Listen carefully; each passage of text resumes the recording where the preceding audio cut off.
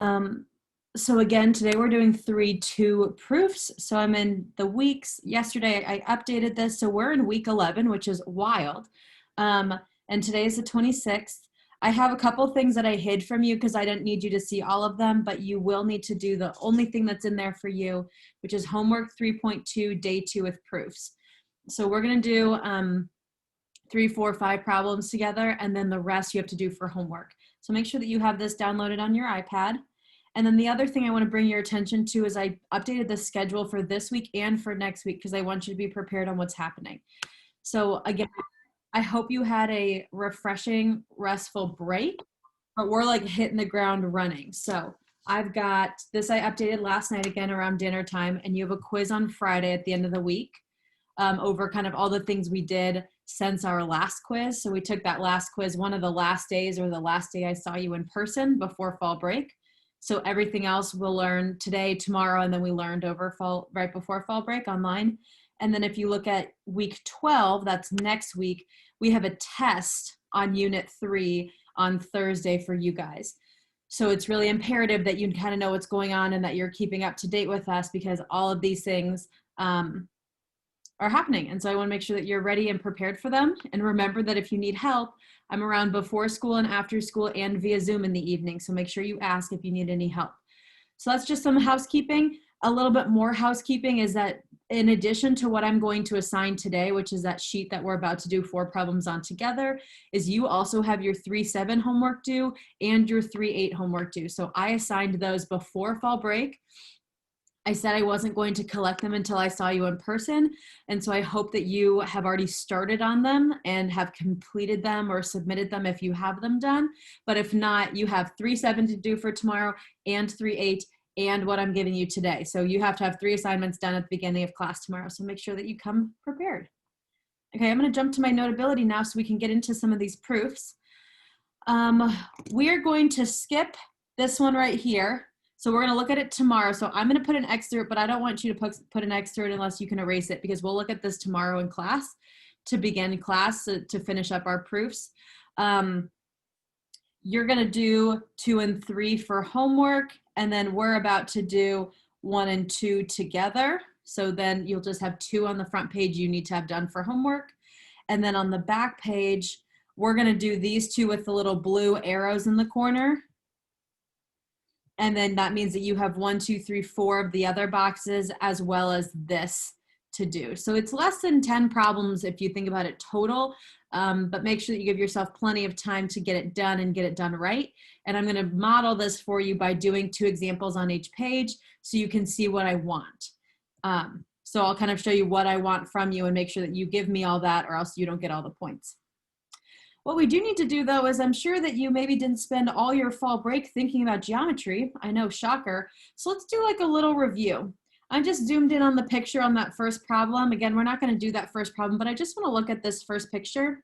And when we learned 3-2, which was like maybe a couple weeks ago at this rate, we talked about our 2 lines being parallel. So L and N are parallel and they are crossed by a transversal, which is 1 line that crosses 2 other lines. Also, I graded your guys' quiz, I think before fall break, and I will pass those out tomorrow so you can use those to study for the upcoming quiz and test, so don't worry about that. So we have 2 parallel lines crossed by a transversal, and then we had relationships between these other angles. So I'm going to highlight some angles, and I'm going to need your help telling me what the name of them is. So we'll start kind of with, let's do an easy one. Let's do angle 4 and angle 6. Does anyone remember what the name of angle 4 and angle 6 is? Alternate interior angles. Very good, Allie. And then are they congruent or are they supplementary? Congruent.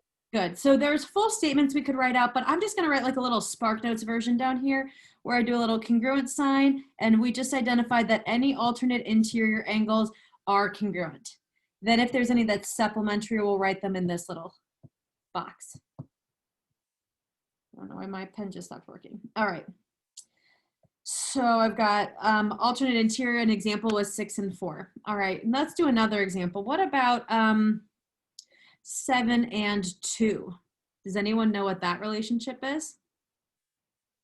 Consecutive exterior. Awesome. Thank you, Griffin.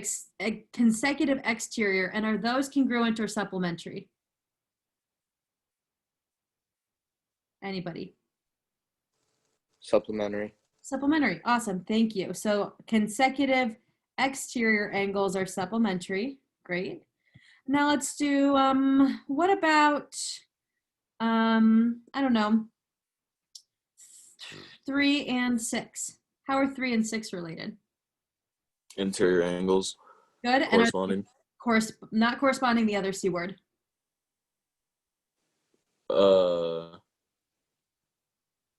Yeah, I get confused with this sometimes too. It's the consecutive. Consecutive, yeah. So you knew they were interior, good JJ, but they're consecutive because they're on the same side. And consecutive interior, are those supplementary or congruent? Supplementary. Good, those are supplementary. Good, so I wrote them in my supplementary box. They were consecutive interior, awesome. All right, let's do another example. What about 2 and 8? What's the relationship between 2 and 8? Exterior alternative. Good, exterior, and they are alternate. Yes, and so they are those congruent or supplementary? Congruent. Good, thank you, Gavin. So alternate, exterior, and those are congruent. So I wrote them under my congruent line. And then there's just one more special pair that comes with parallel lines, and that's like if I did 6 and 2. What's my relationship between 6 and 2?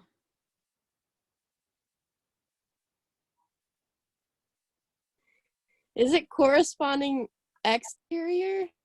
It's just corresponding. So since one of them is exterior and one of them is interior, we just say corresponding. Awesome, Abby. And are these going to be congruent or supplementary?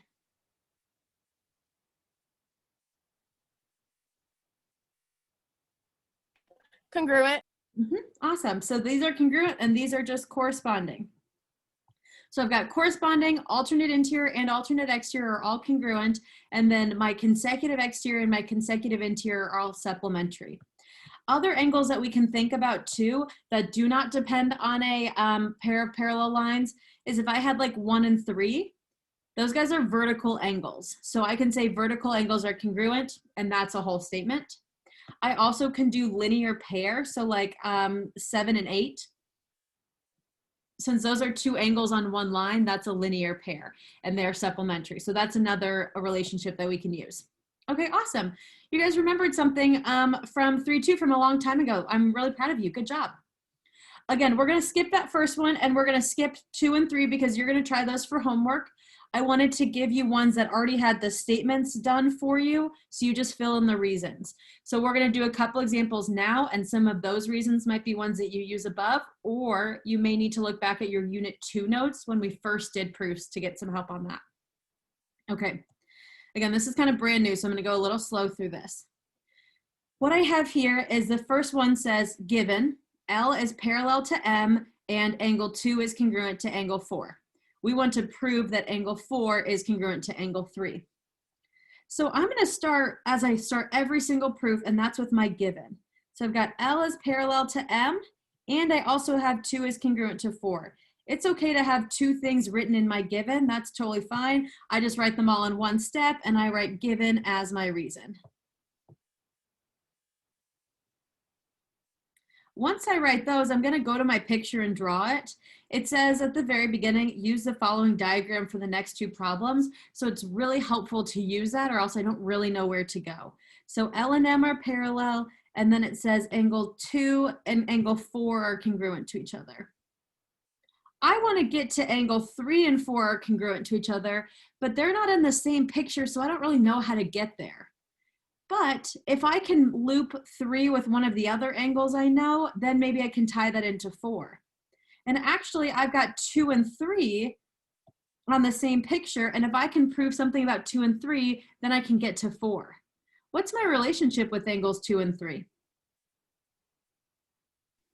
Alternate interior angles. Awesome. And are those congruent or supplementary?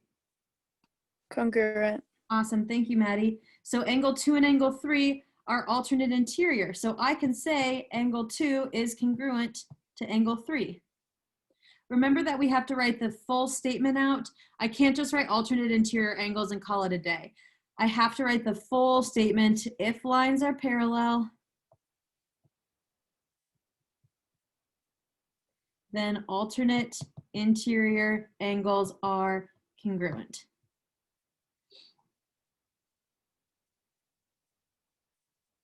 Any questions so far?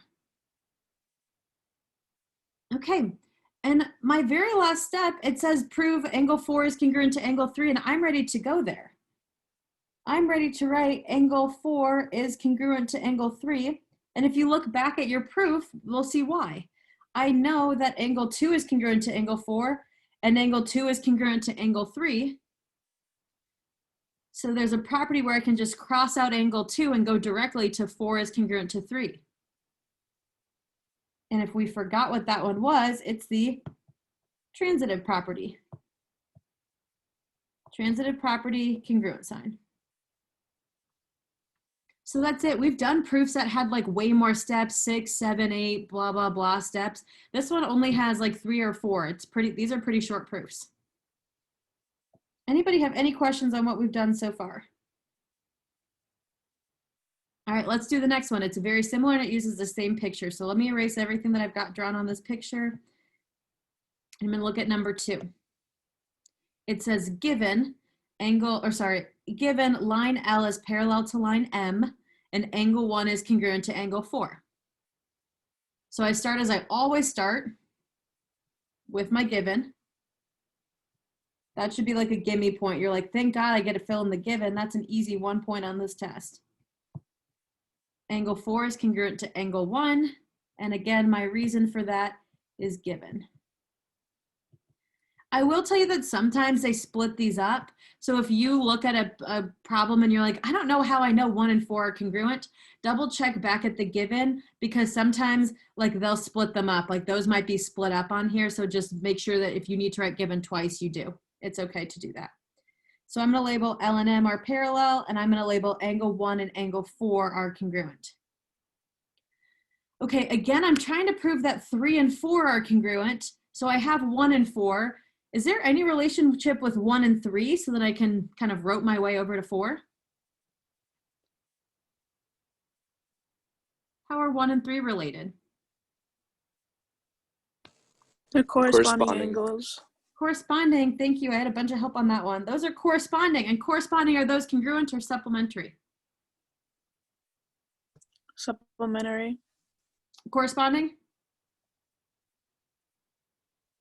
It looks like they're congruent. So that's why we wrote our little key at the top in case we forgot. So corresponding angles are congruent. So I'm going to write 1 and 3 are congruent.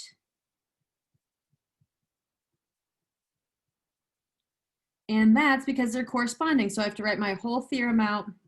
If lines are parallel,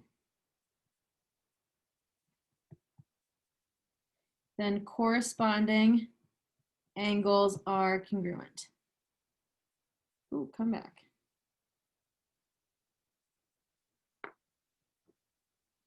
And then now I'm ready for the last part.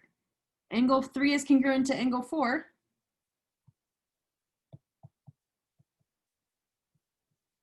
Who knows what property I'm allowed to do, or I use in order to do that?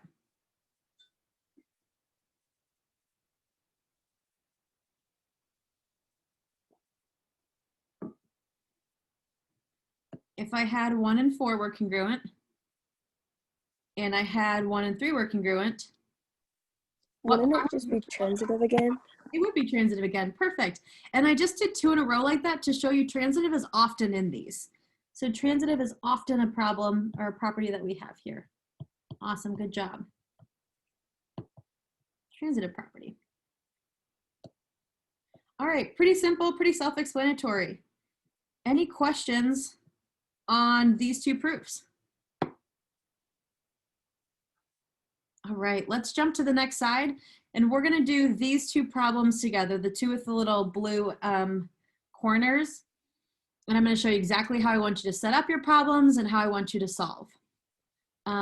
It says find the value of each variable. So solve for X, solve for Y, solve for Z, whatever you're given. And then it says write the statement of the postulate or theorem that justifies your equation. So in all of these, I need a statement, I need an equation, and I need an answer for all of the variables. So let's look at the first one. I've got 2x, x, I've got 2y, and z. I gotta solve for one of these variables before I find anything else, and I think it's gonna be easiest to do x first. So I've got 2x, I've got x, and I've got 90. And I actually don't have a super cute saying that we always do for this one, but I've got 3 angles here that are supplementary. So in the last class, I thought I could write angles are sup. It's not a linear pair, so I can't write sup because it's 3 angles, not 2. But then I also thought, well, we're adding angles together, so you also could call it angle addition.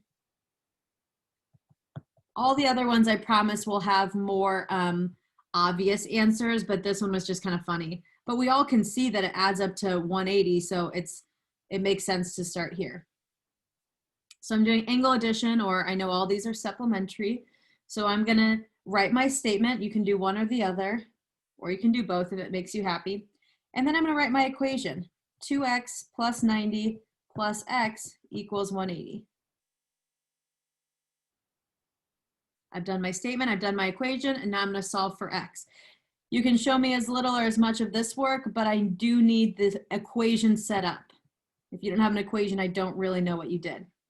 So first I added 2x and x to get 3x, and then I minus 90 from both sides.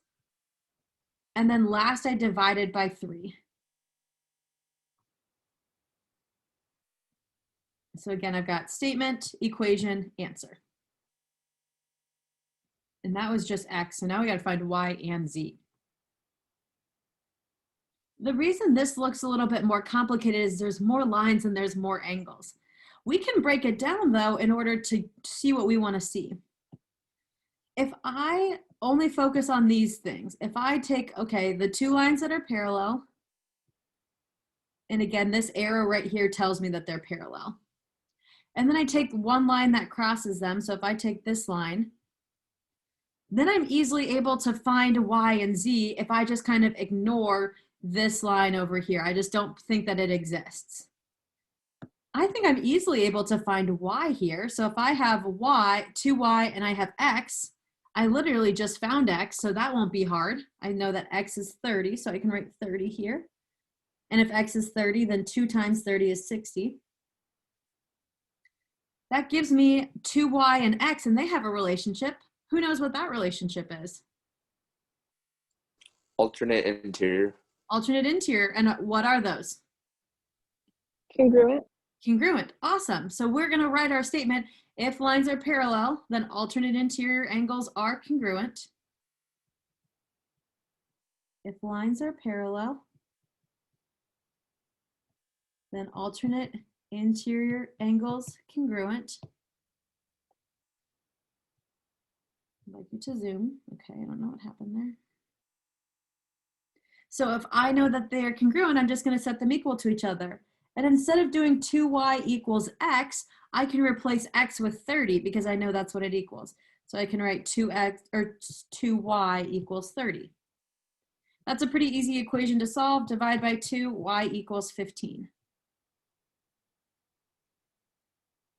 I did not put this in the right space because I'm running out of room.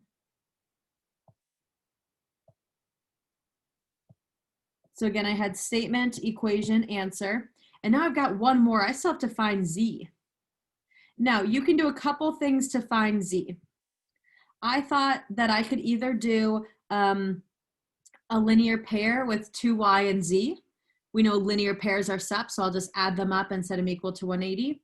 Or we could do consecutive interior angles, which are also sup with x and z. Either way is fine. You just need your statement to match what you do. So for example, I think I'm gonna do the linear pair. So I'm gonna do 2y plus z equals 180. Since I'm doing those points and I'm making it a linear pair, I need to write that as my statement. I need my statement to say linear pairs are sup.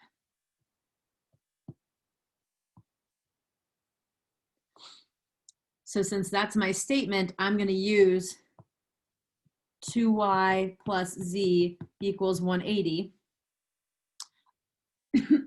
But instead of y, I actually want to use 15 because that's what we just found for y. So I'm going to do 2 times 15. If I kept it as y, I couldn't solve. I can't solve one equation with 2 variables. You're going to get the exact same answer if you want to do the consecutive interior, and I'll actually do that next problem, but I wanted to do a linear pair to remember that that's still an option. Again, I had statement, I had equation, I had answer. So make sure you have all of those steps. It maybe doesn't have to be as neat or set up the exact same way as mine, but I'm looking for all of these things when I look at your work. All right, that was a lot of steps for one problem. Does anyone have any questions so far? Okay, let's do one more. And this one's actually easier because there's just 2 variables. We'll do this one that looks like a triangle that's below it. I want to do one shape looking one because sometimes we're in geometry, so we know we're going to deal with shapes, but we haven't really dealt with shapes yet. We've been building up. We've done our points, we've done segments, we've done lines, we've done angles, but we haven't done full shapes yet. However, if you want to break the shape apart, it makes it more understandable. If I focus on my parallel lines and I focus on the one transversal that makes these angles happen, so this line makes this angle, it makes this angle, and it makes this angle. Technically, I don't even need this line over here. You could essentially just white it out and we don't even have to know that it's there. It doesn't matter at all. If that helps you realize and focus in on what you actually need to focus in on, please feel free to do that. Ignore the lines that don't matter, only focus on the ones that do. So instead of a triangle, now this looks like 2 parallel lines and a transversal, and that makes more sense to me. Okay, we do have x's and y's though, so we need to solve for our one variable that's written twice before we do anything else. And in this case, it's our x's. So I've got an x here, and I've got an x here. What's my relationship between the x's? Corresponding. Corresponding, and corresponding angles are? Congruent. Congruent, good. So I'm gonna write my statement. If lines are parallel, then corresponding angles congruent.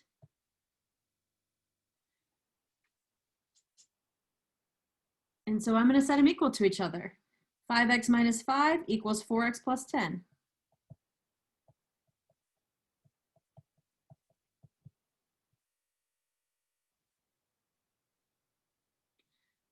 Everyone okay with that?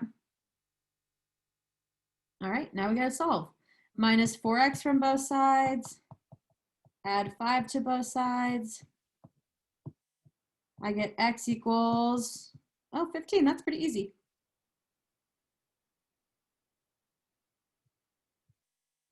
Again, I did statement, I did equation, I did answer. All right, now that I have x, I can use either x expression in order to find y. We could do another linear pair. These 2 angles are on one line, so I could do a linear pair there. Or I could do, and this is what I kind of mentioned I would do, I can do consecutive interior angles here. We know consecutive interior angles are sup. We know linear pairs are sup. Either way is fine. Either way you add to 180, but I'm going to do an example like this. If I choose to do 6y minus 4 and 4x plus 10, I need to use the statement that describes that. I need to say if lines are parallel, then consecutive interior angles are sup. Make sure whatever it is matches to what the definition is. So if you write sup here, then these should be supplementary. Sometimes I mess up and I just write congruent because I like writing congruent. So make sure you actually match it up. And then we plug and chug. 4x plus 10 plus 6y minus 4 equals 180. And since I know x is 15, I'm not going to write x, I'm going to write 15. So I'm going to do 4 times 15 plus 10 plus 6y minus 4 equals 180.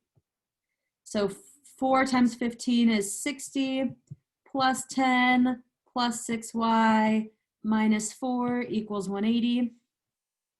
Then I got to combine my like terms. 60 plus 10 is 70. 70 minus 4 is 66. So 6y plus 66 equals 180. minus 66 from both sides. 6y equals 114. And then divide by 6, y equals 19. Again, statement, equation, answer. All right, so I did 2 of those for you, and so you have 2 or 4 more that you have to do. Also, don't forget to do this bit right here. That's not hard. You guys were killing it last time, so I'm sure you'll kill it again. And then you have these 2 proofs. So once you do all of that, the only thing that should be blank on your paper is this first one that we're going to do tomorrow in class. Anybody have any questions on this paper? Okay, I'm going to stop my share now. And I'm just going to remind you that you have this and your 3-7 and your 3-8 that's due tomorrow. And we have class near the end of the day tomorrow. It's a day 1. And yeah, I'm all done for today. So if you need me, I'll be around for a minute. And if not, have a good rest of your day. And I look forward to seeing you tomorrow. Thank you.